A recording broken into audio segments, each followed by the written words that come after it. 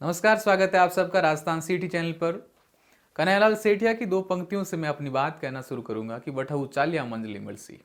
Monera लाडू खार कदई सुनियो ने कोई धापियो, मनरा लाडू खार कदई सुनियो ने कोई धापियो, उग्यो हथेली रूख कणाई देखियो नहीं फड़पियो। सूरज बोही जको रात्रि छाती फाड़ निकलसी, बठऊ चालिया मंजला मिलसी। आगे बढ़ते रहना है, रुकना नहीं है, निरंतर प्रगति की ओर बढ़ना है। जिस तरह से बटाऊ बटाऊ को बोलते हैं कि बटाऊ का मतलब राहगीर, कि राहगीर चलने से ही तुझे मंजिल मिलेगी। तो चलते रहिएगा, अपने जीवन के जो स्तर है उसको बढ़ाते रहिएगा। तो राजस्थान सीटी में आप कैसे सफलता हासिल करें, मैं मेरे अनुभव से बताता हूँ, क्योंकि मैंने भी कई प्रतियोगी परीक्षाएं दी है, कईयों में सफलता हासिल की है।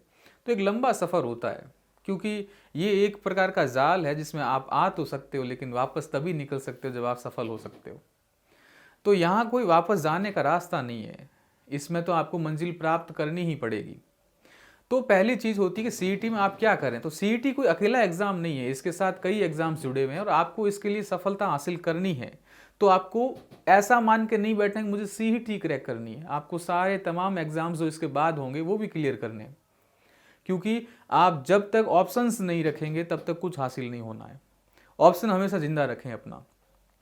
पहली चीज़ ये होती है कि एग्जाम्स में नंबर अच्छे कैसे आए, तो उसके लिए आपको अनुभव होना भी जरूरी है, क्योंकि आप यदि अनुभवी होंगे तो आपके ज़्यादा नंबर आएंगे, और जो अनुभवी स्वतः है तो उनके नंबर वैसे ही ज़्यादा आते हैं। दूसरा, आप लगातार पढ़ते रहें, पढ़ने से आपको अनुभव आएगा, क्योंकि करत करत अभ्यास से जड़मती होत सुजान, रस्सी आवत जात रे पढ़त सिलन पर निशान। तो निशान कैसे बनेगा? रस्सी आने जाने से। यदि आप लगातार, चाहे आपका अनुभव नहीं है, अनुभव तो बनाने से बनता है और अनुभव से ही आप एकदम प्रखर बनते हैं, तो आपको अनुभव होना आवश्यक है। दूसरा, आप जिसकी तैयारी कर रहे हैं, यदि आप सीईटी की तैयारी कर रहे हैं तो आपको सिलेबस का पूरा नॉलेज होना चाहिए।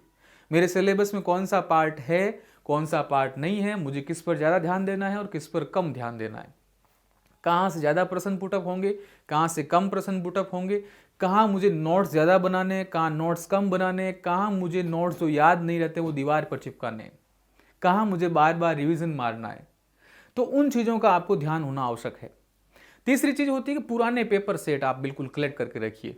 सीईटी हालांकि नया एग्जाम्स है, लेकिन जो भी अधीनस्थ मंत्रालय एग्जाम्स ले रहा है आज तक, उसमें जो प्रश्न आए हुए हैं वो आपके पास होने ही चाहिए। चाहे राजस्थान जीके के हो, चाहे साइंस के हो, चाहे कंप्यूटर के हो, वो सारे प्रश्न आप कलेक्ट कीजिए और उनको सॉल्व करने का प्रयास कीजिए, क्योंकि उनमें से ही जो सिलेबस लिया गया वहाँ से तो प्रश्न बनने ही बनने हैं। तो पुराने पेपर होने चाहिए। और आपके मित्र, एक फैक्टर ये भी होता है कि आपका आसपास का जो एनवायरनमेंट है वो किस प्रकार का है, वातावरण किस प्रकार का है। आपके मित्र ऐसे होने चाहिए जो आपको सकारात्मक ऊर्जा दे सके। आपके मित्र, एक पी ग्रुप सुना होगा, पी ग्रुप या मटर ग्रुप। मटर जो दाना होता है चारों गोल्स गोल एकदम अपने समान दोस्तों को। लेकिन एक चीज़ हमेशा ध्यान रखना, कंपटीशन के ज़माने में अपने से अपवर्ड जो भी हो, जो आपसे ज़्यादा जानता हो, थोड़ा सा अनुभव रखता हो, उनसे आप मित्रता बनाइए। मित्र तो ऐसा होना चाहिए जो अपने मित्र को साथ लेकर चल सके और उसे और ऊपर उठा सके, वैसा मित्र होना चाहिए। वरना यूं कौओं के टोकने से कभी बाज नहीं रुका करता। आप बाज की तरह बनना है तो अपने मित्र ऐसे रखिए जो आपको ऊपर ले जा सके, आपको सकारात्मक नॉलेज दे सके, किस तरह से एग्जाम में आपकी कमियां है वो ढूंढ कर बता सके कि कैलाश ये कमियां हैं, या जो भी आपका मित्र हो आपको बता सके कि ये कमियां हैं मुझमें, उस कमियों को दूर करने वाला होना चाहिए। यदि आपने अपनी कमियां नहीं ढूंढ पाते हैं तो आप सफल नहीं हो पाएंगे। कमियां ढूंढो, उसे दूर करो, कमियां ढूंढो, फिर दूर करो, और एकदम एकदम प्रखर बन जाओ। क्योंकि आप जब तक प्रखर नहीं बनोगे तब तक कंपटीशन का जमाना है, यहाँ तो लात मार कर जाते हैं लोग, और आपको जो नौकरी है ना छीननी पड़ती है। तो छीनने के लिए आपको अपना उस जो फील्ड है उसका पूरा नॉलेज होना चाहिए। फिर टेस्ट पेपर हमेशा देने हैं आपको। जैसे ही आपने जो सब्जेक्ट किया है या कोई टॉपिक किए हैं उसके टेस्ट दीजिए। आप टेस्ट देने से आप में निखार आएगा कि आप में जो नॉलेज है वो स्टेबल हो जाएगा। टेस्ट देने के बाद में आप ये ध्यान रखना, जो टॉपिक्स आपको जो समझ में नहीं आ रहे उसकी ट्रिक्स बनाइए, उसके छोटे छोटे ऐसे पेपर्स बनाइए और दीवार पर चिपका दीजिए। जैसे ही सुबह उठते हैं उन्हें एक बार रिवीजन मारिए। उससे फायदा क्या होगा कि डेली रिवीजन, जैसे कोई सन याद नहीं हो रहा है, कोई संस्था के सन में बनी वो याद नहीं हो रहा है, किस व्यक्ति ने किस संस्था में योगदान दिया वो याद नहीं हो रहा है, उसको लिखो, दीवार पर चिपका दो। उससे फायदा डेली उसका रिवीजन होगा। तीसरा, यदि कोई टेस्ट पेपर में भी आएगा तो और प्रखर होगा, एकदम स्थिर हो जाएगा नॉलेज। और स्थिर नॉलेज वही होता है जो आप दैनिक जीवन में लगातार करते हैं।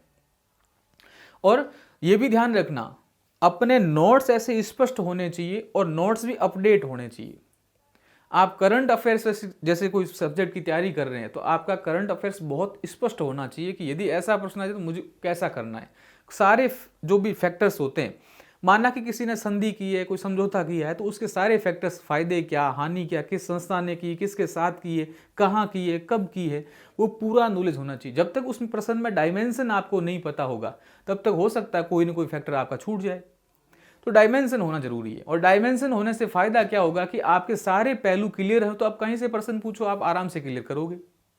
फिर आपके जो नोट्स लिखे हुए हैं वो जिसकी भी क्लास लेते हो आप, फर्क ये नहीं पड़ता आप कहाँ से पढ़ते हो, लेकिन जो आप पढ़ रहे हो वो आपके नोट्स एकदम क्लियर होने चाहिए। और जब भी आप आए तो नोट्स से पढ़े, अच्छे से पढ़े, फिर पढ़े, फिर पढ़े, और अब जब आप टेस्ट देंगे तो नोट्सों में से जो प्रश्न आ रहे हैं और तो नोट्स में नहीं है, उस टेस्ट को, जो टेस्ट पेपर दिया उससे लिख लो, ताकि नोट्स अपडेट होते रहें।